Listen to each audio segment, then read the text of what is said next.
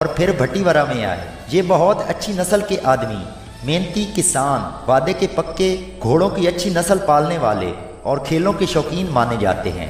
ये मवेशी नहीं चराते।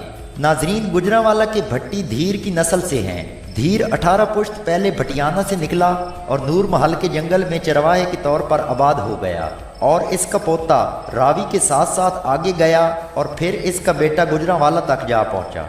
गुज़िश्ता ज़माने में उन्हें तवाना, शरीफ और मजबूर काश्तकार कहा जाता था। दोस्तों, गुजरांवाले के भट्टी सियासी अहमियत के हामिल भी रहे हैं और इस ज़िला में इनके 86 गाँव हैं। सियालकोट के भट्टी भोनी की औलाद हैं जो 15वीं पुश्त में भट्टी से जा मिलता है। ये बीकानेर से गुजरांवाला होते हुए सियालकोट में दाखिल हुए थे। दोस्तों, अब हम आपको बताते हैं कि पाकिस्तान में भट्टी ख़ानदान किन किन इलाकों में आबाद है। उनमें सबसे पहले पंजाब के जो इलाका जात, उनमें ननकाना साहब, झंग, गुजरांवाला,